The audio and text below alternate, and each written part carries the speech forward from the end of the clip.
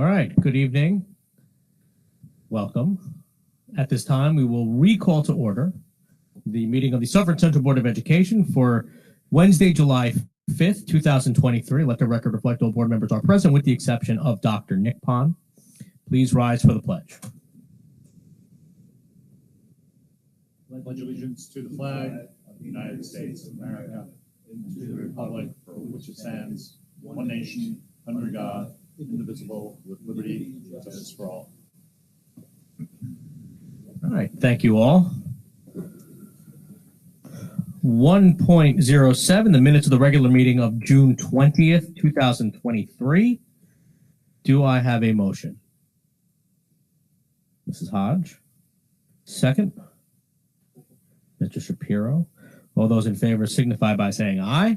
Aye. Aye. All those against? Any abstentions? 1.08, superintendent comments. Thank you very much. Happy summer, everyone.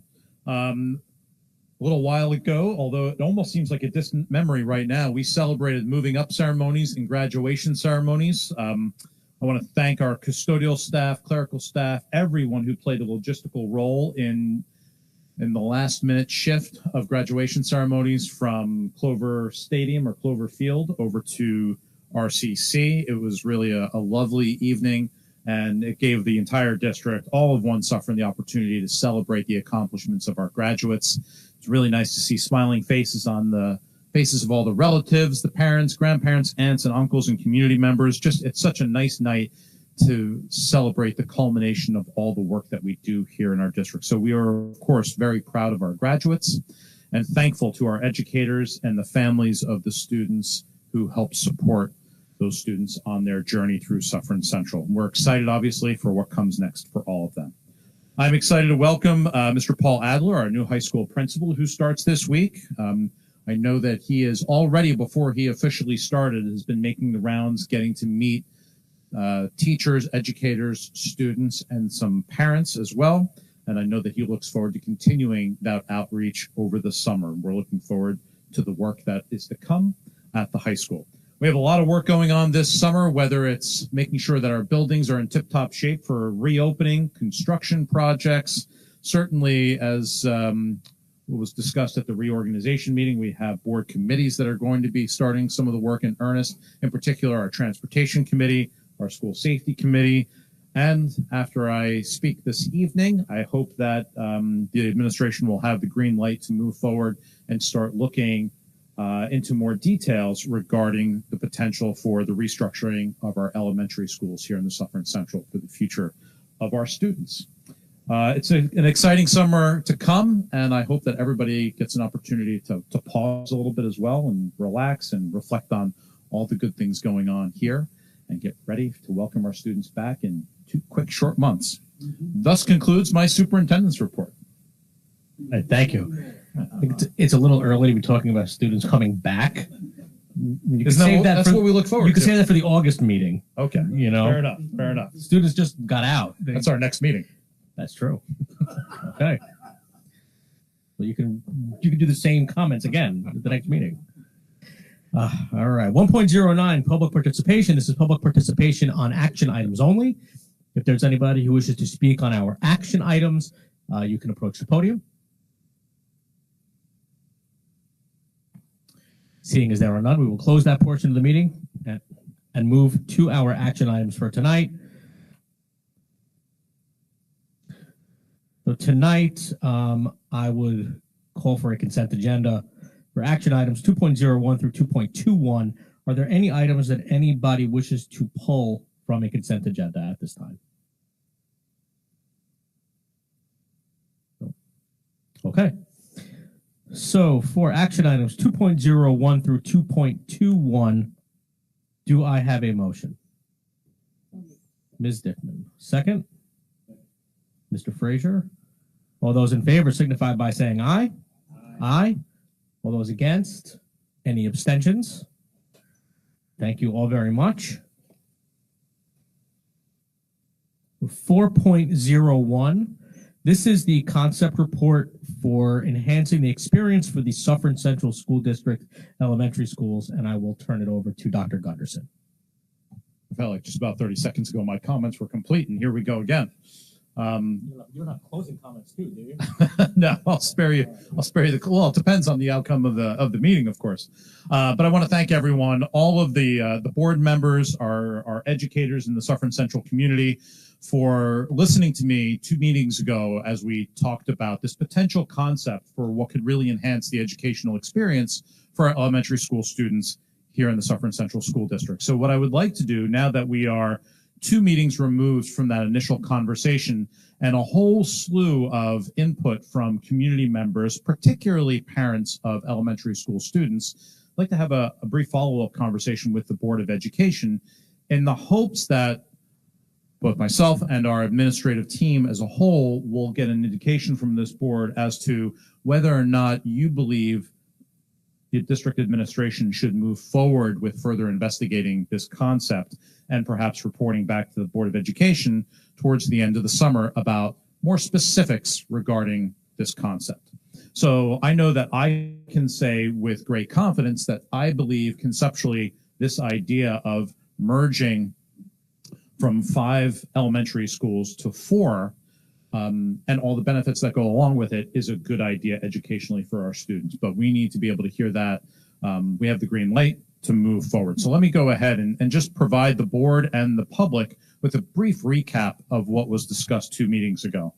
So as we talked about previously, today we have 5 K-5 elementary schools, some of which have pre-K programs in them, not all of them. All five of those schools have a population range that ranges wildly from 220 in one building to about 400 in its largest building. 3 of those schools only have, on average, 2 sections at any particular grade level.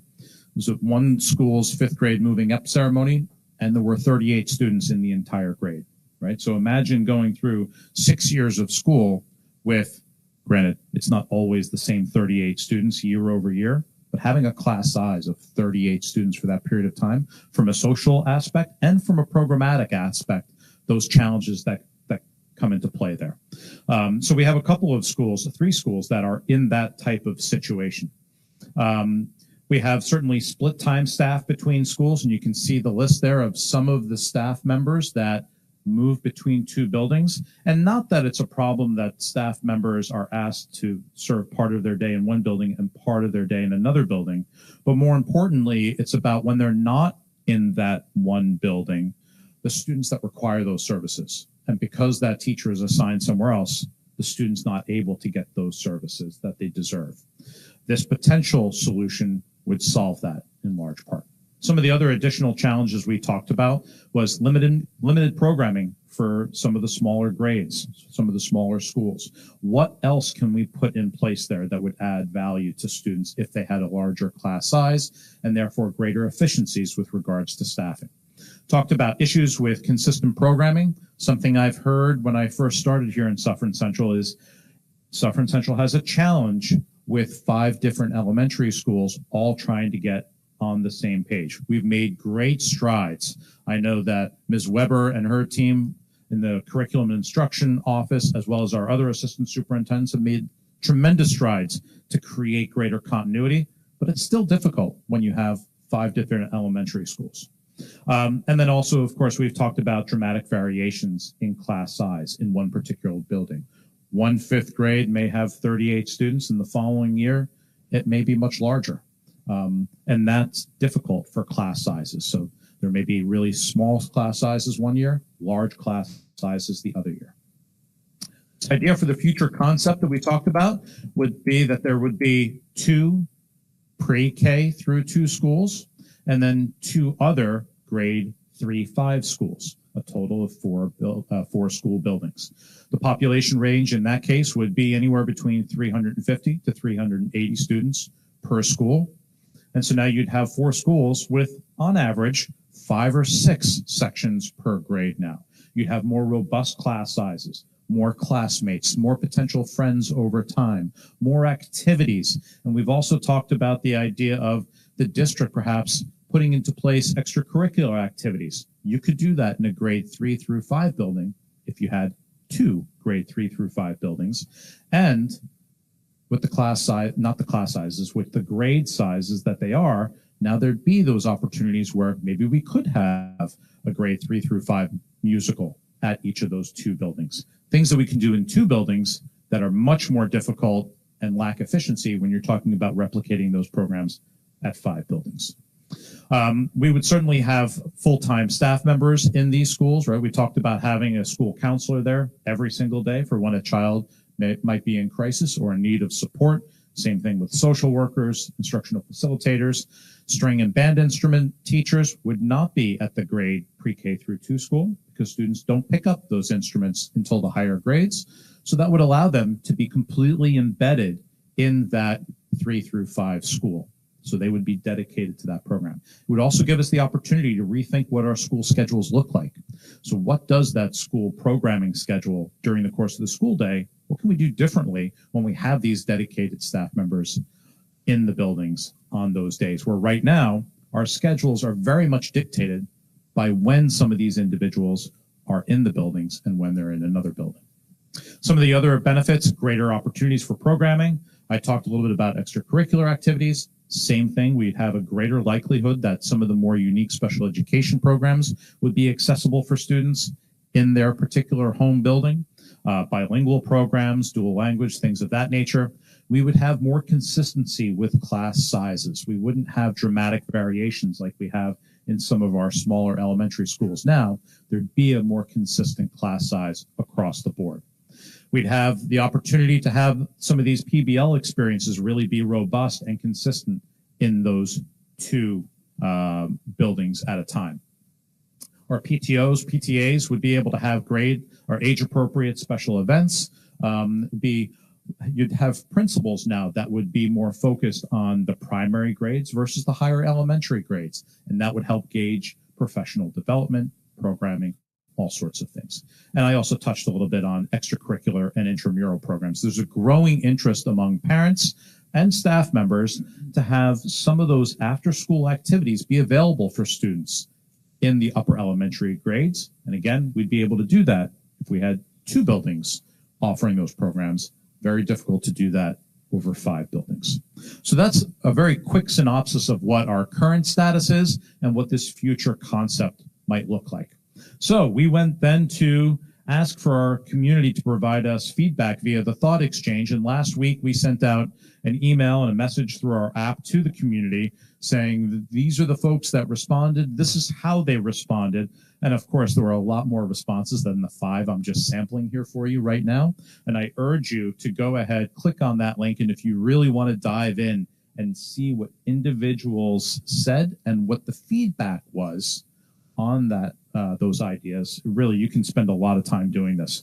But I went through and pulled off about 5 sentiments that were pretty consistent, some of the big ideas, concerns that some people would have. And I'm not here necessarily to be able to provide all the answers for folks, but I just want to be available here to share what some of the major sentiments were. So an individual said as a question, will students from current schools stay together under this plan? It could be disruptive to separate a child from friends or other students they live near. You can see there were a lot of responses to that idea. It resonated with a lot of folks. But the idea would not be to go ahead and split schools in half and divide students into separate buildings. Now, we need to look at this in a lot more detail if we're given the green light to do so by the board. And so what we would be doing is taking a look at where are our students living? What would the bus routes look like? Where are the, if you can call it, heat maps? Where are the concentration of students and families living that are in the Suffern Central School District? And how can we create this new model and be least disruptive to the current friendships that students have and the current sense of community that school buildings have? So we would not be looking to just arbitrarily split schools up and send them to different locations. Will parents and other stakeholders have the ability to partake and or be a part of this process? Well, I would argue that the Mountie Minds group that has been meeting throughout the course of the year, we touched on this topic a little bit, especially towards the latter part of the school year. I've had conversations with all of the elementary school staff members. And then also this thought exchange has been our first dipping the toe in the water, if you will, to get public feedback. If we move forward with investigating this further, we will be sending out tomorrow or the day after several dates that would be community forums where my team and I could meet with parents or community members to talk about this further in a little bit more of a relaxed environment where we can share some of our concerns, excitement, and possibilities, and our thought process. And so we can truly give parents and community members a voice. You can also look forward to having additional thought exchanges as well, where you can provide your thought, exchange that with folks in the community. So the board, the administration, and the community will be able to see what people are thinking. Another big one, this comes down to a lot of logistics here. Will all schools start at the same time, or will there be staggered starts? Another hot topic among parents. I know that one of the pain points we have right now is every 2 years we change the starting times for the elementary schools. The idea would be to get away from that. But one of the things that we would quite honestly have to look at would be, would the pre-K through 2 school start at the same time as its sister, if you will, that matching grade 3 through 5 school? Or should those be staggered a little bit differently? And should the pre-K through 2 school have the same time as the second pre-K through 2 school? Again, I don't know the answer to it, but it's something that we would really want a lot of community feedback on to get a sense of what would work best for our community. So we want to be sensitive to that.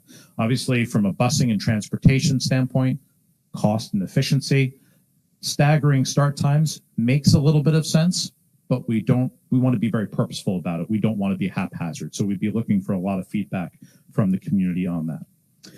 Timeline in more detail. So one of the great things when you push out a concept there, right, you want to kind of gauge the temperature of the community and get some feedback. So purposefully, you don't have a lot of details right away. And of course, people want that, right? They want to be able to have a voice, but they also want all the details. So we're trying to take this we're trying to be very intentional about how we roll this out so that we can develop details after we've heard from folks about what they're looking for, what they think might be best. So you can expect that if we get the green light from the board to move forward in developing this concept in more depth, we would be coming back to the board in a public forum at the end of August to share the details that we have at that time. But those details will be developed after soliciting input from the community, staff members, and obviously educational experts and other districts that have done this as well. The intent is to, if we move forward with this, is to solidify all decisions by January of 2024 for an implementation in September of 2024. So we could do that almost 6 months in advance, know where the school buildings are going to be located, where the what principals are going to be responsible for which buildings, know which students are going where so that everybody can get familiar and acquainted and adjusted to what this new concept would look like. And so it would give us 6 months to work out moving logistics and all the other things that go along with it. So that's our conceptual time frame right now. How will this affect busing? When will you decide which grades go where into which elementary schools? Ideally, I would like to be able to make a decision about which of the 4 buildings we utilize, which 2 are the pre-K through 2 buildings, and which 2 are the grade 3 through 5 buildings by October-ish in the fall. Again, to make these decisions so people have time to adjust, develop details. If there are things that we missed, we have time to correct things. And therefore, we also have an opportunity to determine what we're going to do with the repurposing of that 5th elementary school building. So we are looking at a whole variety of options right now.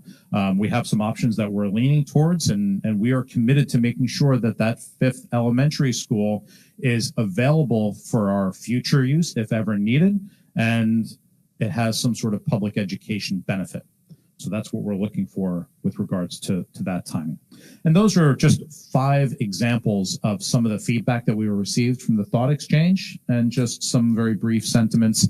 I know that our team developed some responses to the thoughts that were provided on the thought exchange. So please dive in as deep as you want into the thought exchange to see what the district's response is to a number of these questions.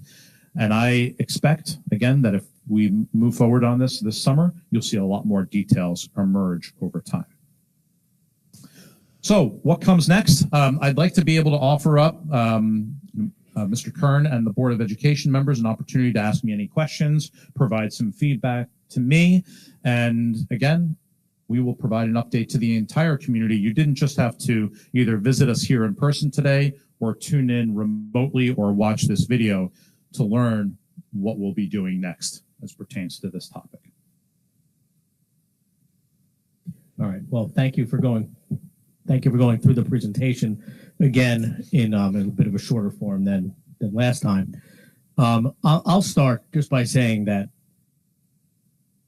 as a board member, as a parent in the district, as a resident, I fully support looking into this further. I think that given where our enrollment is, given where the needs of our students are, and a lot of the examples that you gave in the presentation, such as split staff, the lack of continuity across the buildings, the small sections in a lot of the buildings. To me, there is so much benefit or potential benefit for our students in elementary school by evaluating this type of model. And just to be clear, for everybody up here, for everybody who's watching, we're not walking out of here tonight with a decision that we're doing anything other than giving our administrative team the opportunity to really go on a much deeper fact-finding mission to bring back more detail, more opportunity, more possibilities, to really give the go-ahead to start to look very, very hard at what the options are. We're not voting on any changes tonight. We're not voting on moving everything to 4 buildings out of 5. None of that is happening yet. So I did want to make that clear. So some of the questions that I would have would be, you know, if we left here tonight with administration, you know, having sort of marching orders to start looking, you know, more deeply at this, I guess the expectation would be that we would have that information by the mid-late August board meeting. Okay, so I think that's sort of the timeline we'd be looking at. So some of the things that I wrote down, you know, are there districts, whether they're in the county, are they in New York, or maybe some close by in New Jersey, that follow this model that we could look at to, you know, to really see what the benefits of this type of setup is. So are there places we can look at? Are there other administrators in other districts that we could talk to? Yes, absolutely. There's some that are practically neighbors of ours that have moved forward with this model. And one of the things we had talked about as administrative team earlier today when we were reviewing what I was going to be discussing this evening was specifically having visitations to some of these schools. Right. I know that I've talked to some parent groups as well that have talked about, hey, how can we tap into the parent groups in some of these neighboring or other districts that have embarked on this type of change as well, to see what the change was like for them, to help Suffern Central move forward with this is a concept that could really benefit our students, but it certainly is not the first of its kind. We won't be leading the national charge with this type of model by any means, but it is ultimately something that we believe, at least on the surface at this point, is going to be good for Suffern Central. Okay. So yes. Transportation and logistics concerns, I think, are going to be probably the top of most parents' lists as you know, one of the big concerns that they're going to have. So I think it's something that we should probably be able to come back with. You know, we're not going to have set bus routes by August, but you know, if we can at least have some idea to help just, you know, alleviate some of that concern. Absolutely. You know, in terms of repurposing ideas, I know a lot of that is going to be predicated on which elementary building is no longer used for our elementary education. But I'm not sure if we would be anywhere by August, if we would have any basic ideas or just overall thoughts about what possible repurposing might look like. Yeah, we're floating a number of ideas around, and I think by late August we'd at least be able to narrow those ideas down a little bit into things that would be practical for the school district and beneficial to Suffern Central. And then the last note that I had was just what overall staffing impacts might be with this type of change. There may be some additional staffing in certain areas, but there might be attrition in others. So I'm curious to see what that overall staffing change may look like. Right, and so are we. We're very interested in seeing what that looks like. And what I've conveyed, I think, to the public and then also to our staff members is that the prime motivation for moving forward with this restructuring is not financial reasons. I mean, yes, will there be efficiencies over time with moving forward with a change like this? Absolutely. But the district is not in dire straits financially. And so the rationale for doing this is not to cut staff, to cut costs.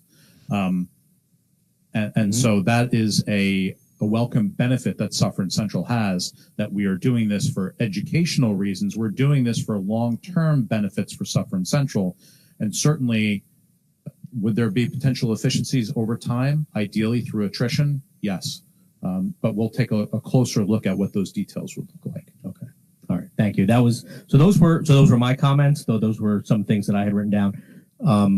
I'd open it up to other board members if anybody has anything specific that they wanted to add. Really? Oh, ladies first. So it's clear that the administration has put a lot of effort into this research. So I appreciate that. I think it's super important that we're able to convey that to the community, that there has been a lot of effort put in so far.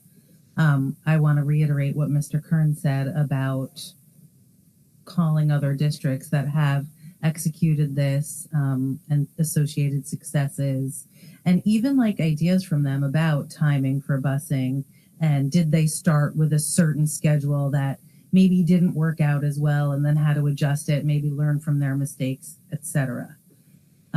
So I do think that was something I wrote down before Mr. Kern said it. The other thing is, this is something that I feel relatively passionate about, which I don't think I've really mentioned to anybody on the board. I'm sure if I brought up like communication or the dress code, you guys would like start yawning like I'm a broken record. But one thing that this might be a good opportunity to look at is the high school start time, because it's dark out sometimes when the kids go to the bus, and especially in that age range, it's a challenge. So if the district is looking at rescheduling busing, this might be an opportunity to make some changes, generally speaking, in the district. That's a really good point. And I know that certainly the existing start time for high school students at 7:30 in the morning is not founded in educational research. That's for sure, right? The later the start time for high school age students, the better academically. You're absolutely right. This could be an opportunity for us to look at start times for the middle school and the high school as well, to see are there tweaks or adjustments that could be made. Point well taken. We'll look into that.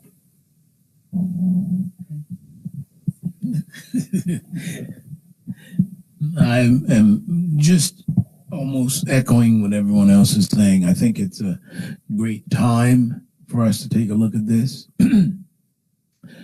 What I'm hearing so far is I think it'll benefit our district, the students. And as you stated, it's not about the finances of this.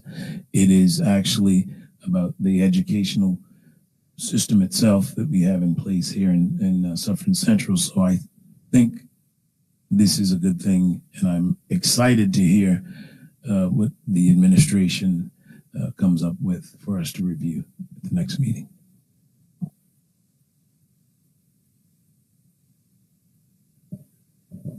Yeah, I just like the public to understand that I am not committed to this at all. I do think this is something that we should look into. I think it's a valid issue to look into, but at no point have I made a commitment to go forward with this. But I do think it's very worthwhile that we pursue looking into this endeavor. So I would encourage the residents, to really get questions and bring your thoughts out and really bring it to us so we know how you guys feel before decisions are made. I think we need a lot of feedback from the community, and that's what I'm asking for before I make any decisions. Thank you. Yeah, that's a really good point, Mr. Donnelly.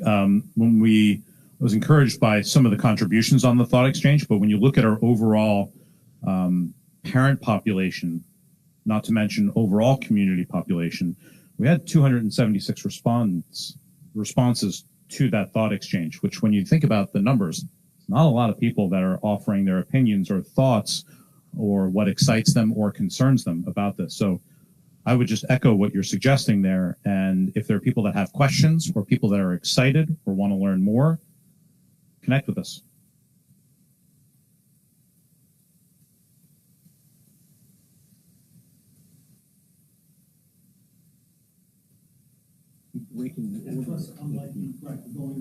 Okay, the ball rolls this way. Fine. Okay. So I am in favor of exploring this concept, definitely. I participated in the thought exchange and also read a number of the responses. And anyone who would like to go back and look at this particular thought exchange is no longer accepting responses, but you can go back and read under specific topics. It is organized that way if there's something that particularly concerns you. So I would definitely encourage you to look at those if you're interested, because you really do see a lot of information just by looking at one topic, whether it's busing or opportunities, PTA, whatever you might be interested in. And also, there are openings right now for Mountie Mines, and that application process closes on July 28th. So also, if this is something that you're interested in or that you would like to be heard on, that's a great opportunity as well to put in your input. One thing I did notice from reading the thought exchange was how many families are very happy where they are right now, which I think is great. And I think looking forward, we always have to balance where people are right now as far as the status quo versus where can we improve, and what ways can we improve the district to serve families, not just now, but over the long term as well, and how can we maintain our standards of excellence.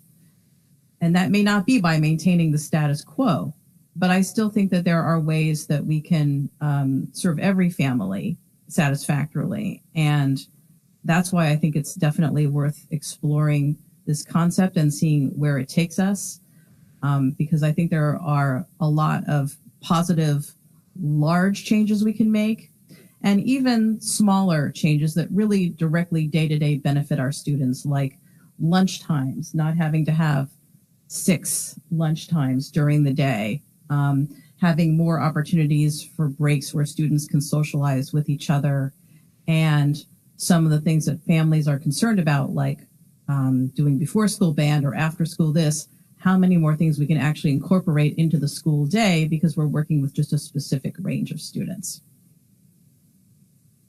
Thanks.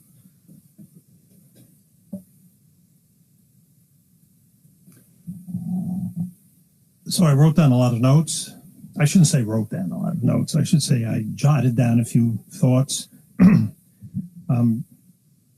The first thing that came into my mind is the devil is in the detail.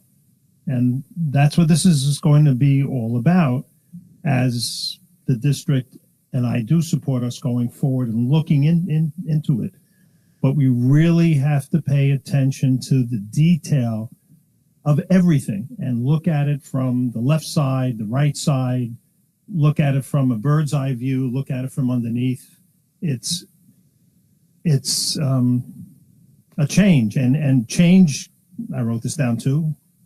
Why not? Because I don't have a memory anymore. Change is exciting, but it's also scary.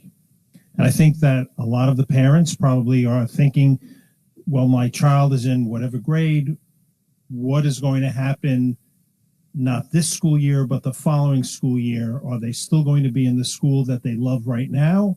Or are they going to be in a different school? And these things happen, but change is part of life. And it may actually be a terrific thing. And we don't know. As a parent, in the district that my children were in, we went to this type of a setup where it was not pre-K, but K through 3 and 4 through 6, rather than a school that went K through 6. And everybody survived. Children survived, parents survived. Busing had to be tweaked after it started, but everything worked out fine. And now that's what they do, and it's fine. But we still, as Mr. Kern said, we really should be speaking to other districts, other administrations, but probably in the district that's very close to ours, no one is there that lived through that, probably, except for me. But I'm not there now. I have worked on a master schedule as part of my job when I was working. And really, when you have more classes, more groups of students, the master schedule is so easier, and it benefits the children greater than what we have now. Seeing only 2 second grade classes in a school and also 2 third grade classes and 2 first grade, it really stunts their growth, and it stunts the opportunity for the students. So having schools where there are now 5 or even 6 classes in a particular grade, it'll make a world of difference. So as my fellow board members have stated, and I will also state, I do support us moving forward, but we really, at some point, we really have to look at those detailed changes. That's going to be the key. And we have time. And if we're going to do it, we have to make sure that we do it correctly, which I'm sure we will, because that's the Suffern way. So we will be doing it correctly. Thank you.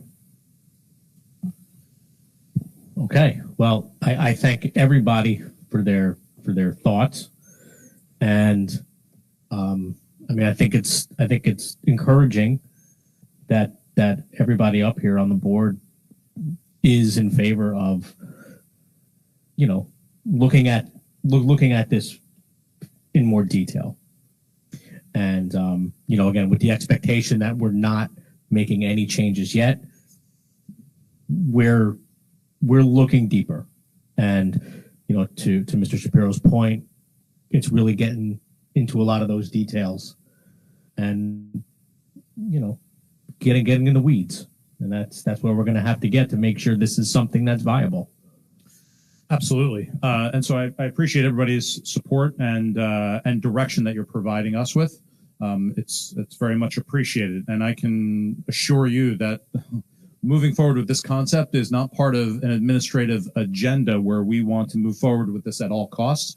So, Mr. Shapiro, to your point, that if we start to see that there are details that just wouldn't make this beneficial to our students, and it wouldn't be the right thing for Suffern moving forward, I'll come back to this board and say, you know what?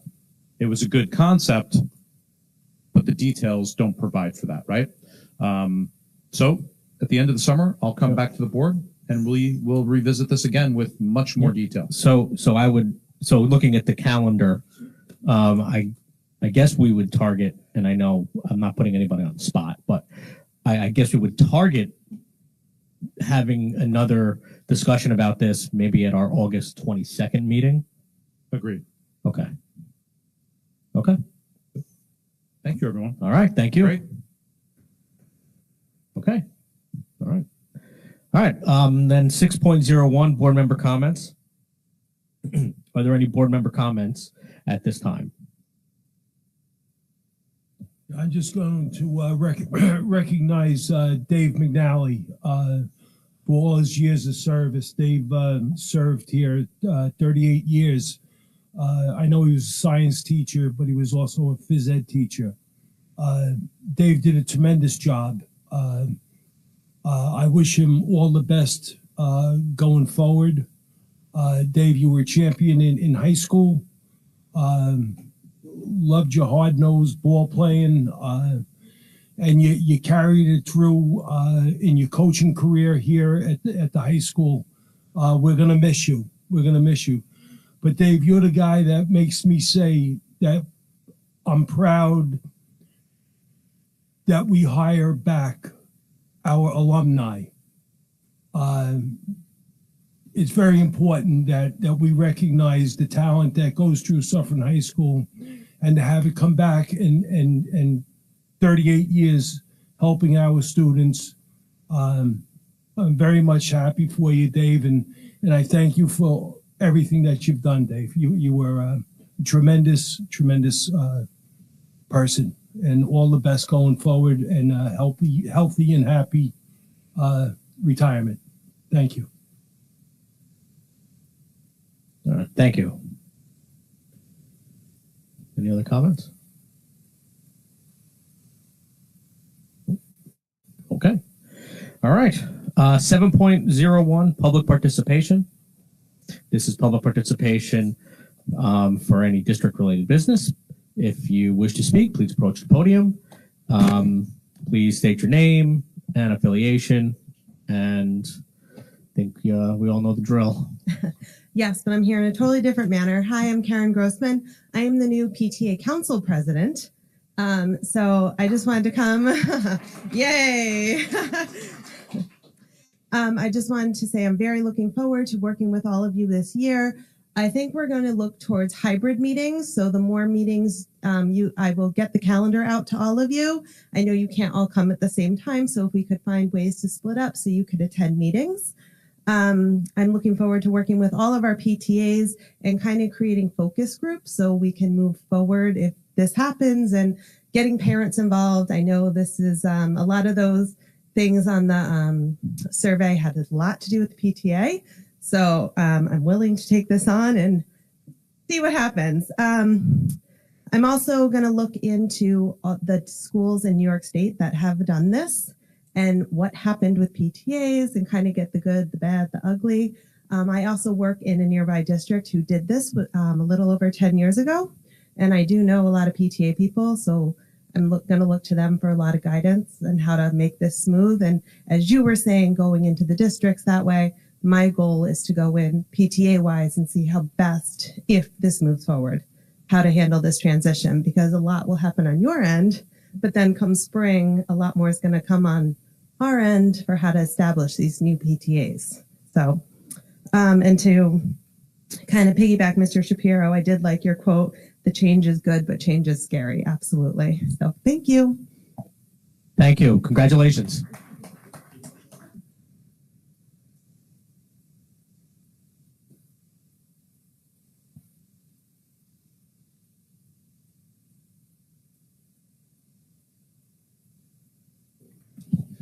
Hi, my name is Jason Anderton. I'm a Suffern resident, and I have two children at District Elementary School and another one who will be starting in the 24-25 school year. I'm here tonight to express my concern about the proposal regarding the restructuring of the elementary school model here. Come from a family that believes in the neighborhood model of primary schooling, spread in the primary years, and I have concerns about the changes. In addition to using the thought exchange, I did email Dr. Gunderson and the board specific questions I'd hope that you and the board and your team would look over in analyzing whether or not to move forward with the proposal. And I'd like to thank Dr. Gunderson for getting back to me and committing to continued community involvement if his team were to move forward. I just implore the board to ask as many questions and get as much available information in preparing to make your decision in advancing this proposal if possible. I just feel there needs to be a stronger case backed by more quantifiable evidence beyond an overall enrollment to move forward in entertaining this proposal beyond the conceptual stage. Much of the evidence, as you've initiated, gives the appearance of being anecdotal based on stakeholders, and it's that lack of quantifiable evidence of backing up those claims that makes me concerned for that. And it's the idea of making a systematic change and then kind of going back and solidifying the rationale for that based on what you're getting back from the community instead of addressing an obvious need that is being present in our schools. So again, I implore the board members to do the due diligence in preparing to make this decision about moving forward with this proposal. And I thank you for your time. Thank you. Are there any other comments? No. Okay. All right. Well, thank you. Thank you, everybody. We will move on then. Superintendent, closing comments? Briefly, I want to thank Mr. Donnelly for recognizing Dave McNally. I also want to take a moment to acknowledge Patricia Boswell, middle school teacher who served the Suffern Central School District for 20 years as well. These are both of these individuals put in their retirement later than when we could celebrate all of our retirees. So I just wanted to take a moment to acknowledge their service and thank them for their full careers and service to countless Suffern Central students. I also want to congratulate and thank Ms. Grossman. We had an opportunity to meet today before the meeting to talk a little bit about how the district administration and the PTA council can work together, not just on this concept of restructuring elementary schools, but also on a whole variety of other topics. So we look forward to working with you. And as always, appreciate the contributions and people taking the time to come and voice their opinions, and you're being heard. And we'll look forward to not just listening to you, but engaging with you as well. Thus concludes my superintendent's comments. All right. Thank you very much. Okay. So this will conclude our meeting for tonight. Our next meeting will be Tuesday, August 1st. So we've got a nice gap for the summer. And, you know, we'll make a motion to adjourn. And I would just like to wish everybody a very happy and hopefully fun July. Enjoy the summer. Enjoy when it's nice outside. And I would ask for a motion to adjourn. Mr. Shapiro, second. Ms. Dickman. All in favor signify by saying aye. Aye. Thank you all very much. This meeting is adjourned. We will see you on August 1st.